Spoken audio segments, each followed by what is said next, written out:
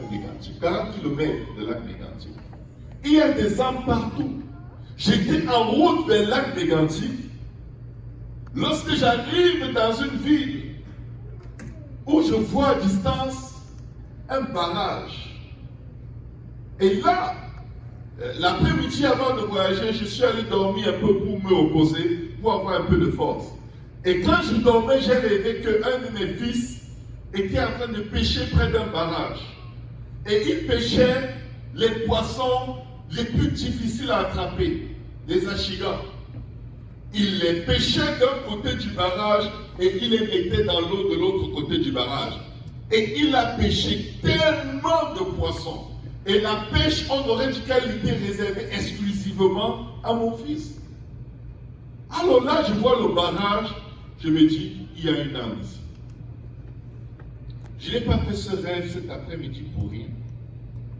Je veux vous dire, mes frères et sœurs, je vais dans le barrage, j'étais accompagné de mon très précieux frère Moria, qui m'accompagne presque partout. Et on entre dans le parc, on observe. Il y avait deux Québécois très nerveux assis là.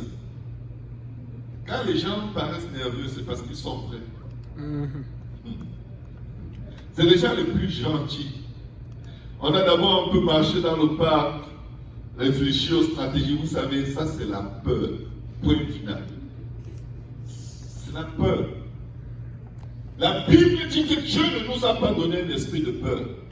Après avoir marché et médité comment celui-là va m'insulter, celle-là va me regarder comme un sorcier, l'autre va croire que je suis dans une secte, celui-là reste qui me dit qu'il est catholique. Vous connaissez la liste. Les anticipations, alléluia, des erreurs de jugement qui t'empêchent de voir la gloire de Dieu. Tu prêtes à quelqu'un des idées, tu le connais où? Tu dors avec lui? Tu es devenu un démon, un féticheur? C'est des démons qui parlent dans la tête. Je vous dis, les idées se sont tellement multipliées, le temps ne faisait que passer Papa Kaozi. Après, j'ai dit au frère Moria, bon, on y va. J'entends le Seigneur me dit, mais je t'ai dit qu'il y a des âmes dans ce barrage. J'avais démarré la voiture.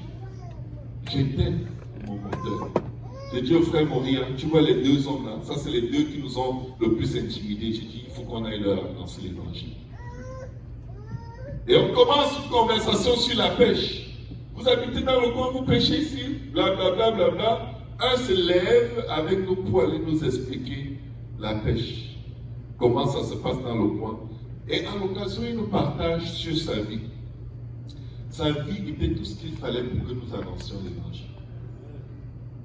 C'est celui qui m'effrayait le plus. Je l'ai baptisé même pas 30 minutes après au nom de Jésus pour le pardon de ses péchés.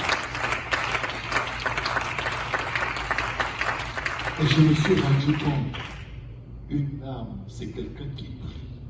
Ce type est un type qui prie pour tout. Quand il veut faire le bien, il prie. Quand il veut même faire le mal, il fait du signe de croix. C'est un spécialiste des signes de croix. On a prié pour lui, après il a fait comme le pape Jean-Paul Compiègne.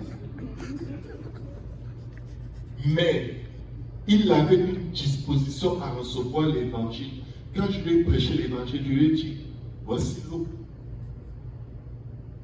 Qu'est-ce qui peut t'empêcher? Il me dit, tu sais quoi? Même sans réfléchir, sur le coup là, je lui ai dit, alors. Vous savez, des fois, quelqu'un va obéir, va dire qu'il est prêt. Vous allez être comme, non, il n'a pas compris. Genre, il faut qu'il soit dur, quoi. Hein? Il faut qu'il soit un peu incrédule. Mais c'est Dieu qui prépare les cœurs, bon sang. Est-ce qu'on va se lever et aller juste annoncer? Dieu ne t'a pas dit que tu vas convertir le monde entier. Il t'a dit allez et prêcher la bonne nouvelle. Ouvre simplement ta bouche, parce que c'est un esprit qui veut lier ta bouche.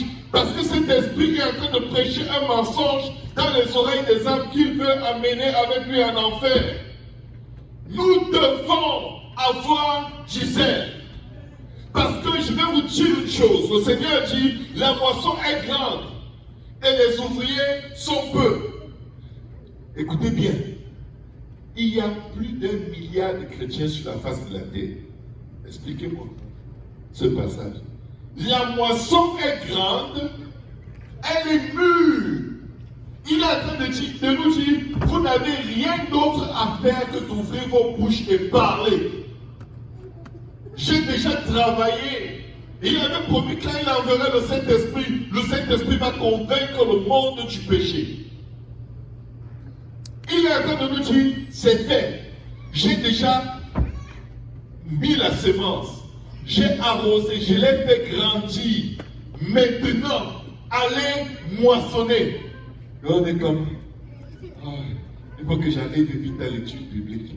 Si je m'arrête pour lui parler, je risque d'être en retard. Mes frères, mes soeurs, quelqu'un m'a donné un cérisier récemment. Il m'a donné le cérisier. Il m'a dit de venir enlever toutes les cerises qui sont dans sa maison. Il a un cerisier qui produisait tellement que les branches se baissaient vers le sol.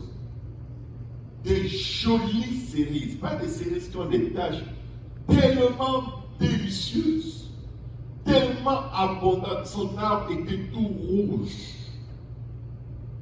Les cerises s'approchaient d'un point de mûrissement où elles allaient être molles.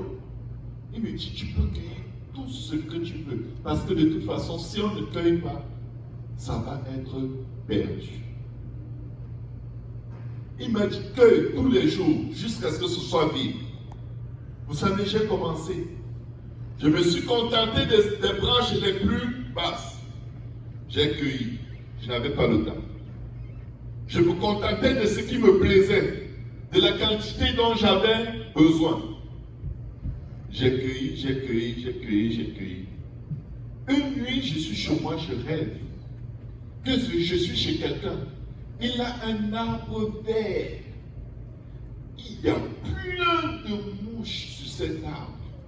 Il y avait tellement de milliers et des milliers et des milliers de mouches. Quand je me suis levé, je me suis dit, mais Seigneur, que signifie ce rêve?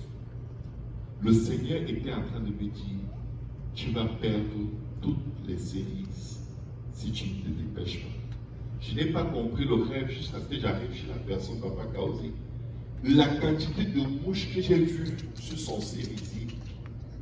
Je vais vous dire quelque chose. Quand c'est le temps de la moisson, si on ne va pas dans la moisson, le diable vient et empoisonne toutes ces arbres de sorte qu'elles deviennent irrécupérables. Vous savez que quand un fruit est trop mûr, il attire les mouches. Vous savez pourquoi les mouches viennent dessus? Ce n'est pas pour manger le sucre. C'est pour déposer leurs œufs, les asticots.